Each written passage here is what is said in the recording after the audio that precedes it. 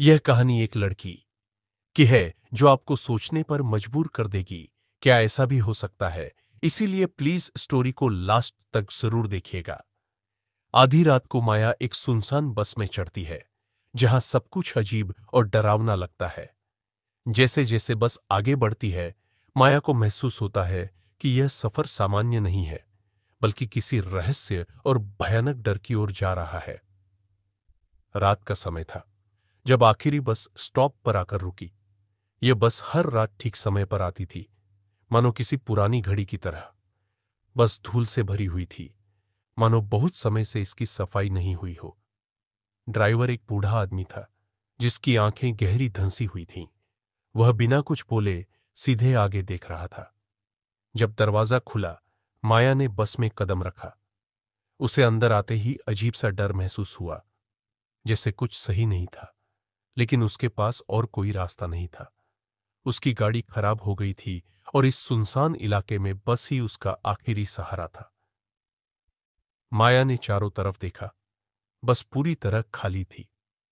उसने राहत की सांस ली, लेकिन यह खालीपन भी कुछ अजीब सा महसूस हो रहा था। सीटें फटी हुई और पुरानी थीं। बस के अंदर की रोशनी हल्की हल्की थी और परछाइयां दीवारों पर अजीब ढंग से हिल रही थी। माया बस की बीच वाली सीट पर बैठ गई।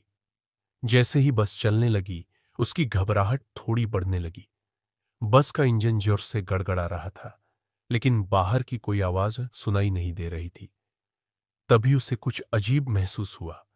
बस के अंदर की हवा अचानक बहुत ठंडी हो गई, इतनी कि उसके शरीर में ठंड घुसने लगी। माया ने खिड़कियों से बाहर देखा, लेकिन कुछ भी नहीं दिख रहा था। न सड़क, न रोशनी, मानो बस किसी अंधेरे शून्य में चल रही हो। माया ने पीछे की सीटों की तरफ देखा। वहां कुछ लोग बैठे थे, या शायद वे लोग नहीं थे। जब माया ने बस में चढ़ते समय देखा था, तो कोई नहीं था। अब वहां 5 छायादार आकृतियां बैठी थीं। वे बिना हिले डुले बैठे थे। माया को डर लगा और उसने अपनी आंखें बंद कर लीं। तभी बस झटके से उछली और उसे एक हल्की सी फुसफुसाहट सुनाई दी।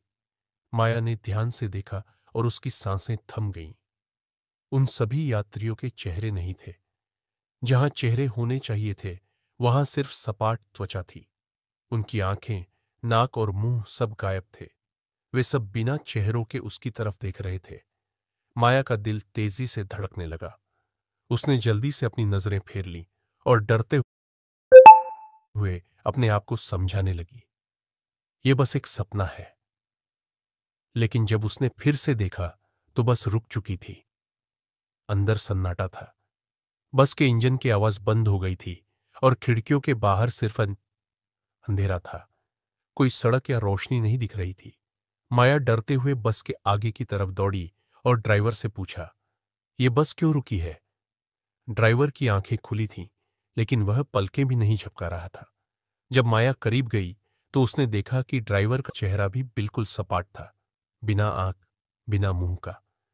माया का दिल जोर से धड़कने लगा। उसे समझ नहीं आया कि वह क्या करे।